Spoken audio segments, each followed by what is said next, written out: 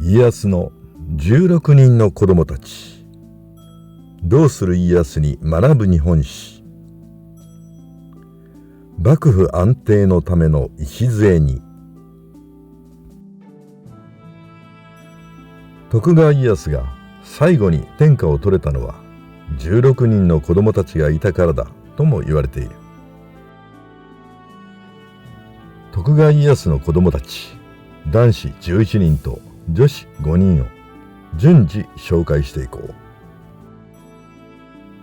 まず長男の信康の生母は正室の築山殿で、桶狭間の戦いの前年の1559年永禄2年に駿府で生まれている。信康は政略結婚で織田信長の娘徳姫と結ばれたが、この結婚が不幸をもたらした。今川氏出身の築山殿と織田家出身の徳姫の仲がうまくいくわけもなく、徳姫は築山殿と信康を信長に讒言したという。信康は生母の築山殿と共に処刑されたが、信長の命令とも家康自らが判断したとも言われるが、真実は謎のままである。次男の秀康は築山殿の次女、おまんの方、小郷の局の子として生まれた。家康はなぜか秀康を嫌ったため、秀康は本田重次に養育され、豊臣秀吉の建前としては養子だが、実質的には人質となっている。結城姓を名乗っていた秀康だが、後に松平姓に戻り、越前福井藩75万石の祖となっている。三男の秀忠は1579年天正7年に浜松城で生まれた。母は西郷の局である。秀忠は12歳で家康に連れられて上洛して、豊臣秀吉に謁見、秀の一字をもらって秀忠と名乗った。1605年慶長10年、秀忠は江戸幕府第2代将軍に就任している。四男の忠義は秀忠と同じ母、西郷の局から1歳年下で生まれ、幼少時から秀忠と忠義は仲が良かった。忠義は舅の井伊直政にそそのかされて、関ヶ原の合戦では抜け駆けで一番槍の功名を挙げたために、福島正則に恨まれたという。五男の信義は武田家再興のため、武田信義として後を継いだが、男子を設けることなく若くして世を去ったために、武田家は断絶した。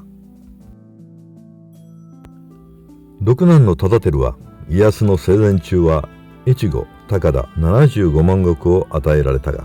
家康の死後、兄の秀忠に乱行を咎められ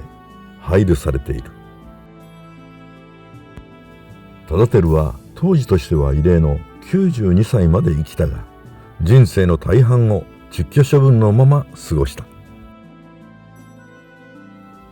七男の松千代と八男の千千代は共に6歳で養成している。九男の義直は関ヶ原の合戦があった1600年慶長5年にお亀の方を生母として生まれた。九男から11男までの3人は駿府で生まれ、家康の愛情をいっぱいに受けて育った。やはり家康も晩年に生まれた子供は可愛かったようで、この3人は共に徳川御三家として尾張、水戸、紀伊、徳川家の祖となっている。まず九男の義直は尾張60万石の初代藩主となった。十男の頼信は55万5千石の紀州徳川家の祖となっている。そして11男の頼房は水戸徳川家の初代藩主となった。続いて5人の姫君だが、長女亀姫は1560年永禄3年桶狭間の合戦があった年に築山殿が産んでいる。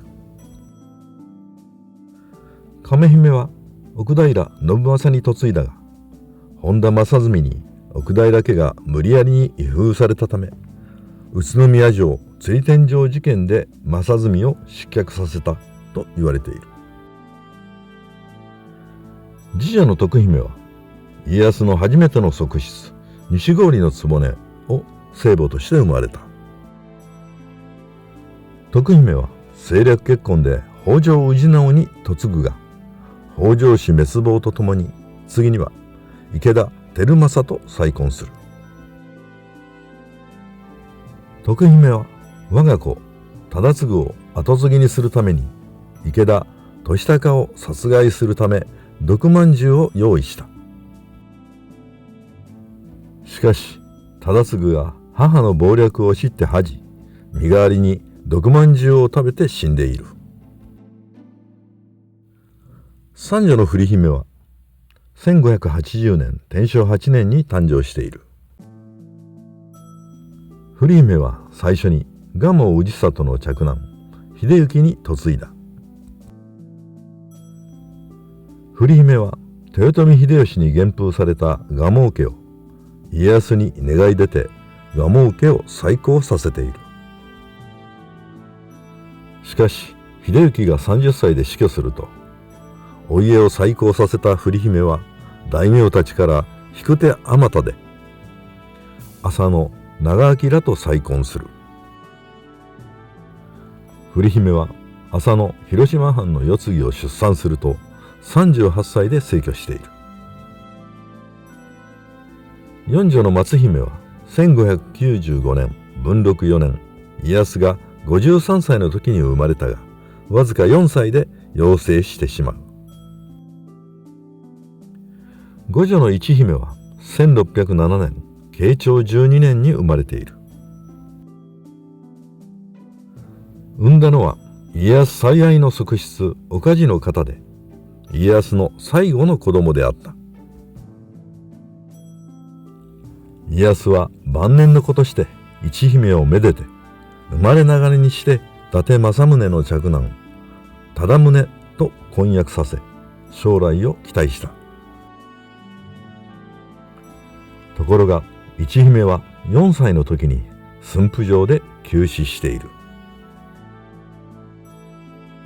以上のように徳川家康は16人の子供たちを政略結婚させるなどして徳川幕府の安定を図ったのである。